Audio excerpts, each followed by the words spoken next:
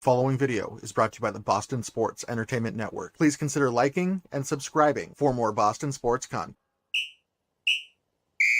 The red, white, and blue. I can't lose with the red, white, and blue. My whole crew is the red, white, and blue. I represent the stars and stripes. I am a patriot, a true American. I am a champion, yes, and that's on everything.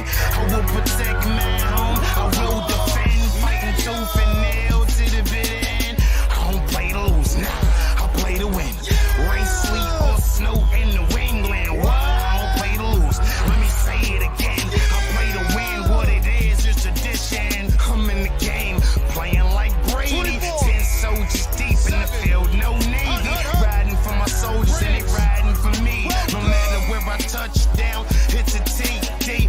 2 hands up, yep. Field goal.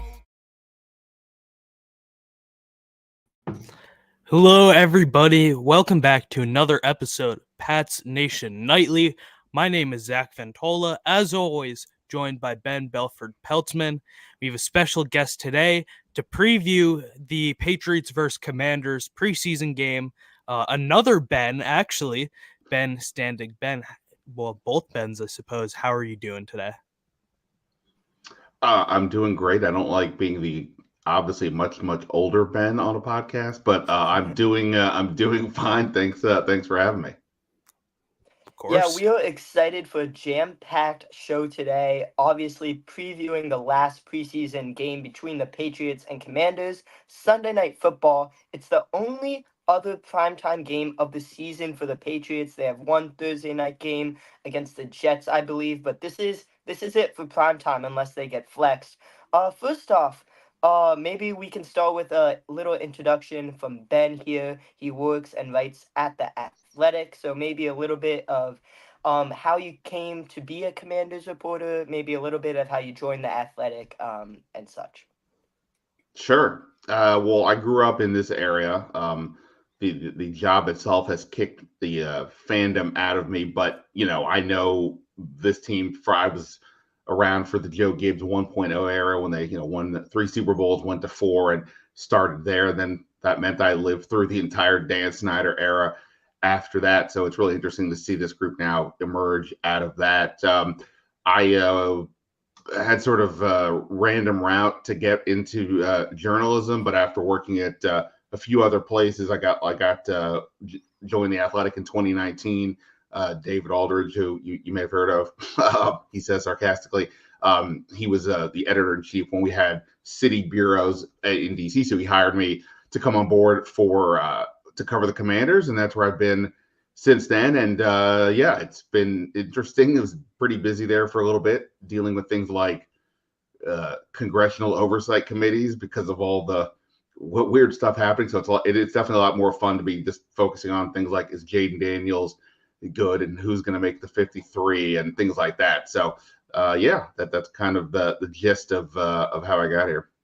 Well, you got some pretty exciting news yesterday. All of Washington did when Jaden Daniels was announced as starting quarterback for Week 1. Was that a surprise to you? I know they have a veteran in Marcus Mariota, but was that a surprise that Jaden is officially the starting quarterback? No, I think the day he was drafted, it was pretty apparent that was going to happen. You mentioned Mariota, like obviously he's a guy that's played. There's a reason why he's a backup, but okay, he can be usable. So the only question really was, barring injury, of course, was Jaden. How quickly would Jaden Daniels acclimate to the NFL life, and that happened pretty much immediately. I think we all knew pretty definitively way back in OTAs that this was going to happen, but they, for their own reasons, decided to wait.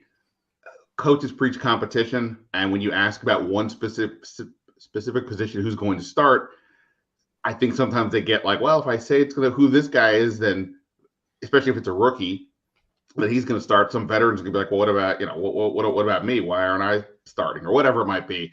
So they like to leave the veneer of competition. I mean, it's real. They really do preach competition and all that, but at the same time, in this case, it was pretty apparent Jaden Daniels was going to get the job. He's just simply better than Marcus Mariota at this stage. That's different than saying he's going to become a future Hall of Famer, but it is to say that, hey, he's clearly the better quarterback now. He's displayed that all summer. he's fit in as not just a player, but a guy in the locker room, etc. So I think it's been a pretty easy transition from what I can see so far. And this is a pretty inevitable situation.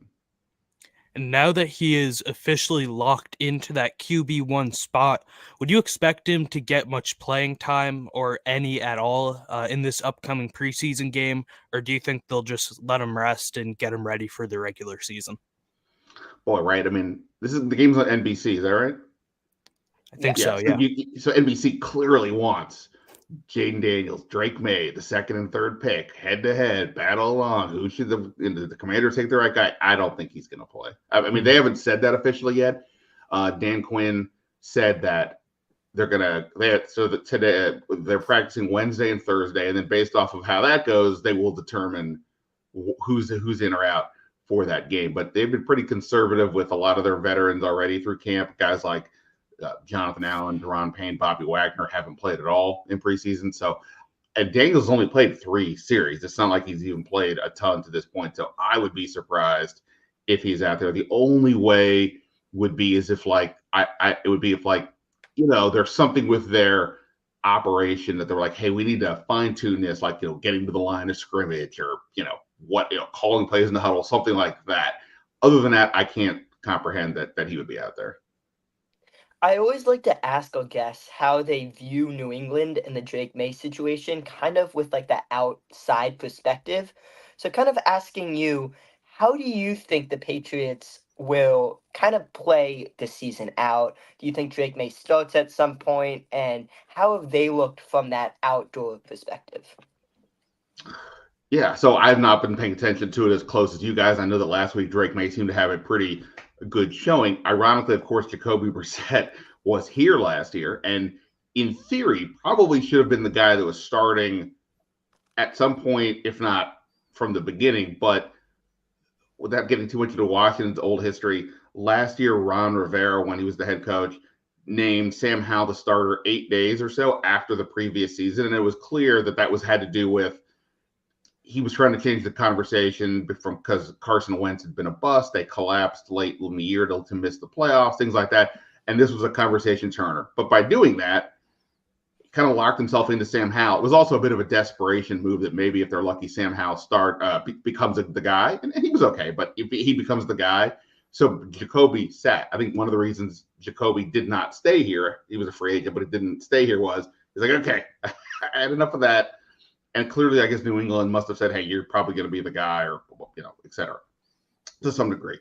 I'm of the belief that I would very rarely start rookie quarterbacks, certainly not at the beginning and maybe not at all during their year. I just think that the adjustment period is pretty steep. And typically, right, if you're going to if you're a quarterback getting picked top 5, you're likely going to a bad team, which could lead to some other things, getting hit too many times. Just the losing confidence from the lack of wins and so on. Obviously I did a lot of homework pre-draft on these quarterbacks because we didn't know for sure, who Washington would take. And one sense I kept getting from people about Drake May was that he needed time. Like even the people who said to me they like Drake May, they think he's really good, they would take him over Daniels, whatever. They're like, but he probably needs to sit a good chunk, if not all of his rookie year. So if New England views it the same way, then I would imagine Drake May doesn't play.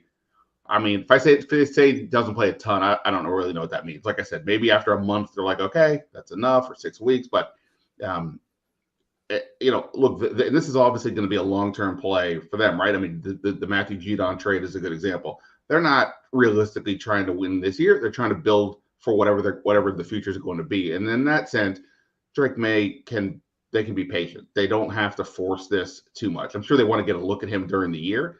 And if for no other reason, hey, if he looks the part to some degree, then maybe with that rookie contract for a quarterback, the next offseason they can get more aggressive in what they're doing. But to me, I would think he sits, or at least, again, I having not watched him much this preseason, my view would be sit the guy for a while, let him learn. Jacoby Brissett's a good mentor. I heard Sam Howell kept telling us last year that Jacoby was great with him. And so presumably that's happening in New England as well. So learn from a guy like that. Jacoby Brissett gives you more of a fighting chance, I would imagine, initially in these games. So That's how I would view it. Again, I don't know what their plan is, but that's kind of how I would view it. So you did just mention it briefly about Jacoby Brissett. Obviously, he was a Washington Commander last season and is now going into this year as the Patriots' projected starter. What should they expect specifically about him or with him as a player and as a mentor? And again, I know you said that he was going to give them a fighting chance and that he was a very good mentor to Sam Howell. But do you have like any specific stories or any anecdotes from practice that stuck out to you about him? Yeah, I mean, look, he's a guy. He's been there, done that guy. If you ranked all the quarterbacks in the NFL, like in terms of like for right now, he's probably not going to be top 20. I don't even know if definitively he would be top 30, but he's right there afterwards. He's like there's a reason why he bounces around, and yet at the same time, teams do want him. He's like the best backup quarterback in the league, kind of, who could then start. He's got a lot of confidence in him. He's one of those guys, I'm sure who negotiates his own contracts. He doesn't have an agent. And that type of person, to me, it says a lot about that person. You got to have a lot of confidence in yourself. You've got to have a certain curiosity in the world to be willing to do that. You're going up against these powerful companies, et cetera. So I think it says a lot about him. And again, as a guy who's been there, done that, he's not afraid of the moment. Well, he didn't play at all last year for Washington until near the end, when amid Washington's 8-game losing streak to end the year, and Sam Howell was things were starting to become overwhelming a bit in terms of the offense and getting hit and making mistakes. And when Brissett came in, he 2 games in a row like lit up the opponent. I remember the Rams game in particular. He was doing that. So he can still sling it. He can still play. But and like I said, he's got a presence about him. So much of being the quarterback job, it isn't just can you throw the fade route. It's, do people believe in you? Do your teammates believe that you can get this done? Do you carry yourself in a certain way? Not that you have to be an extrovert, but in his case, I think he kind of is that.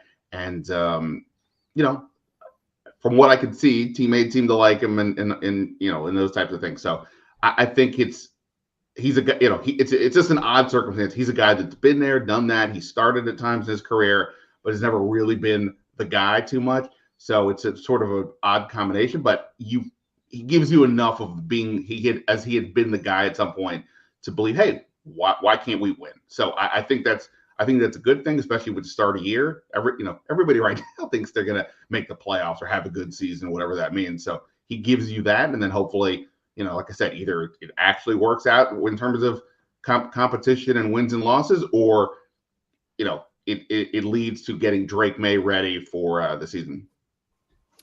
A few days ago, I saw on Twitter, I think it was Greg Rosenthal of NFL.com. He was talking about how Jahan Dotson might not be a lock to make this roster. Do you agree with that? And if not, is he a candidate to get released?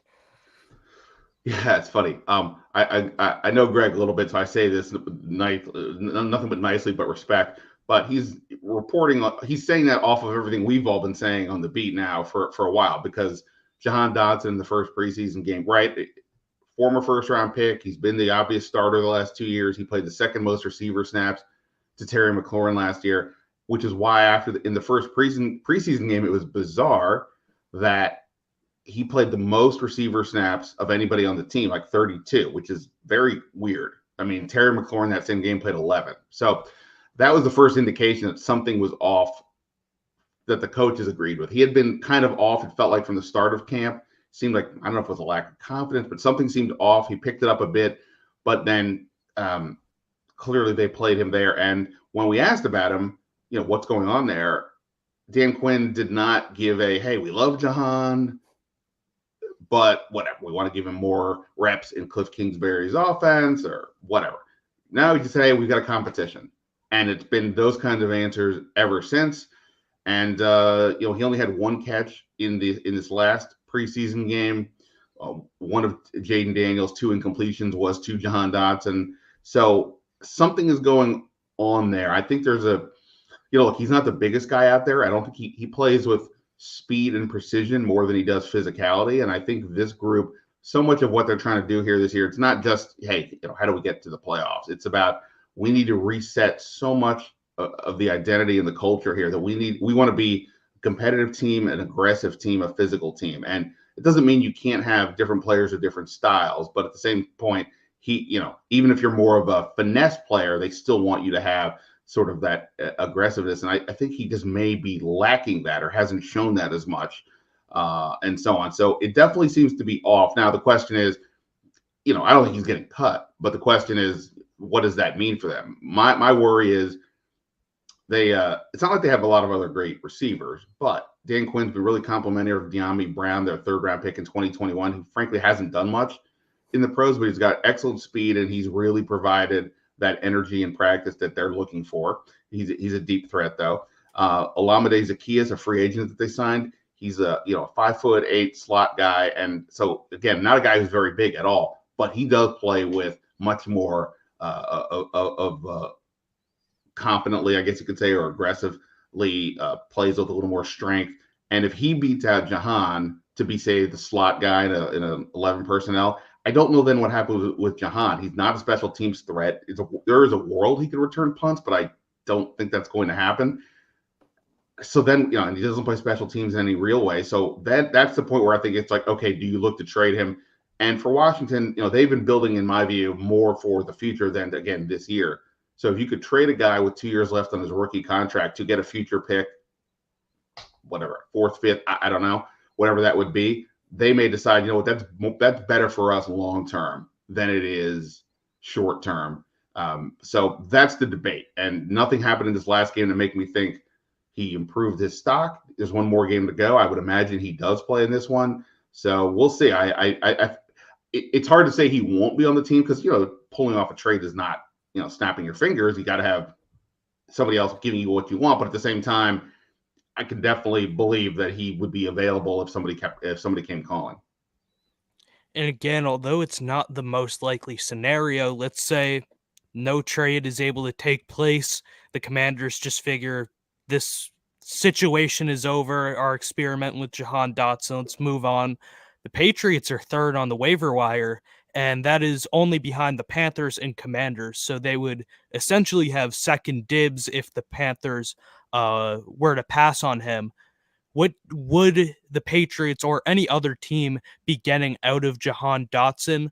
Or if it was a trade, do you think they would be able to get that fourth or fifth round pick? It depends. Like, look, he has at times, if you take a highlight reel of what he's done, it can look pretty impressive. His route running is really cool. Like when he's able to get off the line and get into space, he can spin a defensive back around. His rookie year, he had 7 touchdowns on only 35 receptions. He missed a few games with an injury. He was really productive in the red zone, even though he's like 5'11" or so. So they say. I don't know if he's actually 5'11", but that's what he's listed at. They drafted him specifically because they wanted to add a few more receivers who had catch radius. That was the Carson Wentz year, and balls are not always thrown on target. So they cited one reason they wanted Jahan was that catch radius. He does play a little bit bigger vertically than his height would suggest. The problem is, I think when he gets pressed at the line of scrimmage is where things can go awry. So again, I think he could be effective for teams, especially if you're looking for a third receiver, a slot, whether it's a slot guy or just he can play outside. I think he could be effective, but again, it all depends on what your system is and what you need, and perhaps to some degree where he is at. He says the right things when he's talking to us about where his game is at and his confidence. And he says, "Hey, I know I'm not where I need to be, but I'm working harder at it." And okay, so if all that's accurate and it's just for whatever reason not working in Washington, then I think he can be an effective player in more of a complementary role. I don't.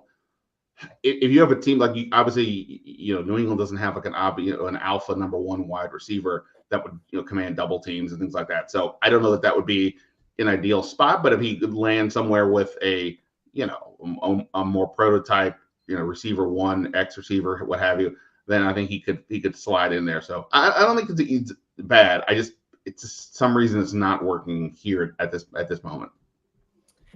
Kind of transitioning to a preview of the game coming up Sunday night, I was just looking at the last matchup in 2023 last season, and it's kind of wild to see that it's going to be two completely different quarterback situations. You had Sam Howell and Mac Jones. Obviously, now it's going to be either Jaden Daniels and Drake May, Jaden Daniels and Jacoby Brissett, a mix of new quarterbacks. What are you watching for? Maybe two or three things on each side of the ball for the Commanders that you are watching for this Sunday night? So again, we'll see who plays and who doesn't. I think on offense, again, I'll assume Jaden Daniels is out, but even if he is, like the offensive line play, there are definitely questions at tackle and their backups across the board there. I would probably say one, maybe two spots on the offensive line in terms of the overall depth are up in the air. So we'll see who can emerge there. Their third round pick, Brandon Coleman, tackle. He has missed the first two preseason games with an injury. We'll see if he's able to go this week. He's got a shoulder strain. Don't know if he can play. Then obviously seeing what he can do will be huge because he might be the starting left tackle if he is good to go. Otherwise, we'll have to see if any of their backups can fill in. I mentioned receiver. That's a very interesting spot. Once we get past the top couple of guys, who's gonna get the last couple of spots? There's a few guys who are more kick returners than receivers. Byron Pringle, Casimir Allen. Can they show enough one way or the other in the return game or as a receiver to justify? Bryson Tremaine, who was a undrafted free agent last year out of Stanford, has had a very good camp, and he's 6'4". The rest of the receiver room is kind of small, but does he have the needed speed and playmaking ability to stick? I think and also they signed Martavius Bryant last week. He hadn't played in the NFL in an NFL game since 2018. He was pretty electric back then. He played a little bit last week. Do they get more out of him? Does he become a red zone target? So I think on offense, those are things to watch. Defensively, Jamin Davis, their 2021 first round pick, he's changed basically from a linebacker to an edge rusher under this new staff. It's been a slow process to get him to be effective, but it's starting to happen. Last week he had a strip sack in the game. Of course, it was against the third team offensive line, et cetera, et cetera. But does that continue to progress? And if so, does that help solidify his spot on the roster? But they've got a lot of other decisions. They've got, I'd probably say like 13 or 14 defensive backs that could justifiably make this team, including like 7 safeties. So how does that play out? Does anybody break out from the pack to solidify their spot? Linebacker, their 5th round pick, Jordan McGee, is out for a while with a knee injury, and that's a group that's pretty thin after their starters. So if somebody else is going to stay in that spot, does somebody emerge there as well? So I think those are some of the things to watch. Again, it's a little hard to know to say without knowing who's actually going to play. But this is a game for the depth guys to step up and show what they've got. Also, I will just say kicker. They signed Brandon McManus this offseason. He had an off the field issue. They released him. They've cycled through a few guys. They have Riley Patterson right now, who kicked with the Jags last year. He's been kind of erratic in camp. He had a really good practice at Miami last week, and then went 2 of 4 from in the actual game against the Dolphins. There's going to be a flood of kickers entering the market once cuts go down to 53, and my guess would be their week 1 starter is one of those people. But this could be Patterson's last chance to show, hey, I can be the guy. He was an effective kicker last year to some degree with Jacksonville, so it's not like he hasn't done it. This will be a good time to have a pretty clean performance out there. You mentioned a really, really crowded defensive back room. I want to ask what you've noticed out of Emmanuel Forbes, the Commanders' 2023 first-round pick. I've heard that things aren't going so hot for him, but what's your firsthand experience, and what's it been like watching him? Well, we talked about this could be, Drake May against Jaden Daniels. It could also be Emmanuel Forbes against Christian Gonzalez. And I know so many Washington fans, some in real time, and then definitely after, when you saw how they both performed last year as rookies before Gonzalez got hurt, that Gonzalez was looking like the guy that, they probably should not have passed on. Of course, we'll see over time, but obviously he performed well. Forbes was kind of a mess last year. I don't think the defensive coaches helped him out at all, putting him in some tough spots. And so his play this year was a big question mark, but he's been, he's working hard at it. And I know that can sound sort of like, well, okay, he's working hard. What does that mean? Can he play? But I think that shows a lot for this new staff about, hey, he's willing to accept that, like, he knows he's got to get better. There's not like an arrogance about him.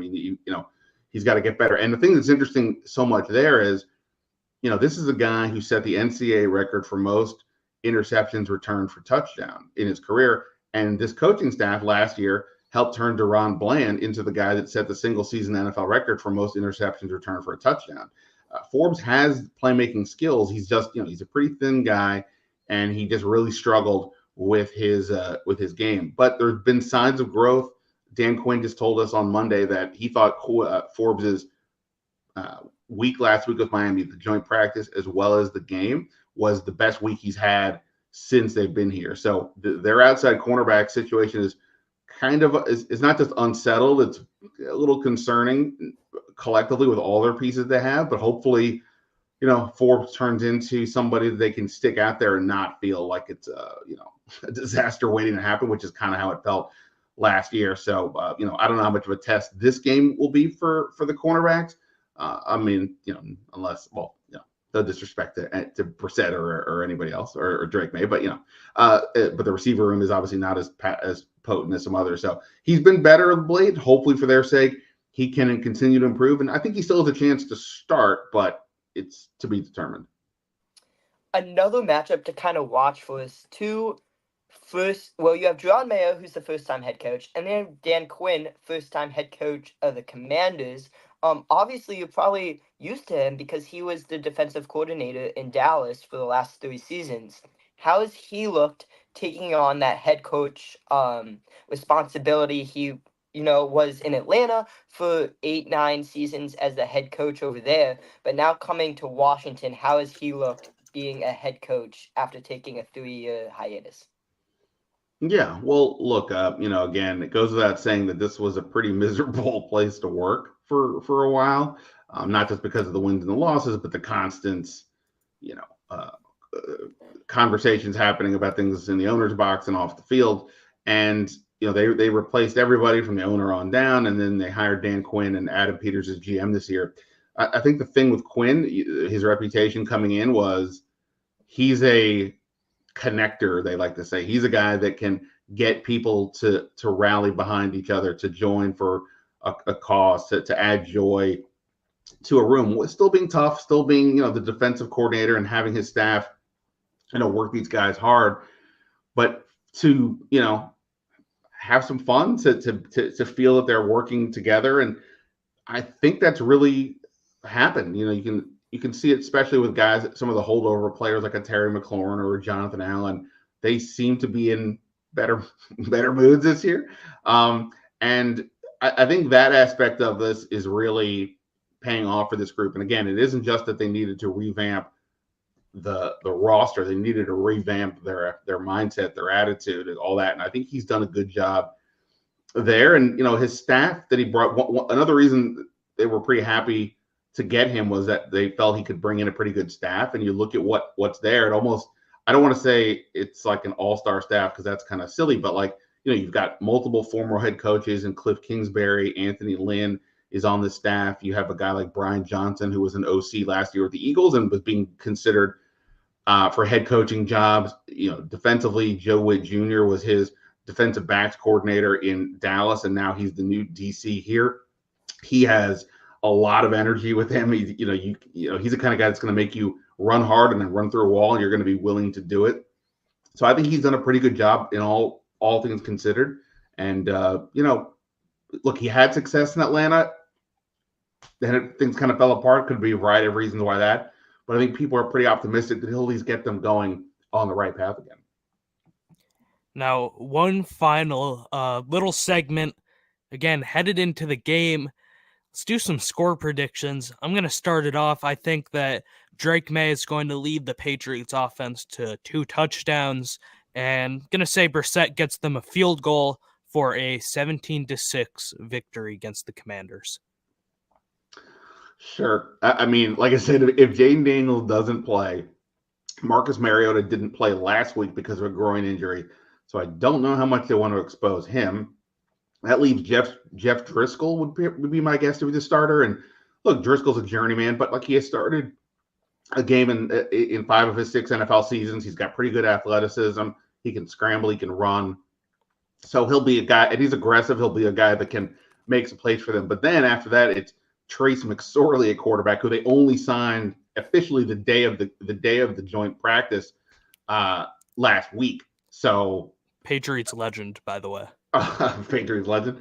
So there you go. So if Jeff Driscoll doesn't get them in the end zone a couple of times, I don't, who knows what's going to happen. So yes, if you got the Patriots winning, I won't argue. As silly as it sort of is, because it's the preseason. This is the first preseason game here in front of the home fans, and whether Jaden Daniels is out there or not, I'm sure people will be pretty excited just to see this new group. So maybe the home field advantage, the crowd, all that has some tiny factor. But sure, if you've got New England winning, I'm not going to really argue with you because, again, I just don't know that Washington is going to play too many of their obvious starters this week. I will be part of that crowd. A bunch of you do know I'm based in DC, so I will be in attendance there. Excited for that. I have the Patriots edging out a win 20-17. I think it's a little bit of a high-scoring game. I really hope to see one drive of at least Drake May versus Jaden Daniels, just for the headlines, just for the storylines. Sure. But ending on that, thank you so much to Ben Standig from The Athletic for joining us. We had a really good show talking about the Commanders and the Patriots last preseason game. Next week, things get very messy with roster cutdowns. That will be Tuesday, August 27th. We will be live before then, Zach and I, to kind of preview our last 53-man roster projection. Till then, thank you guys for watching and have a good night.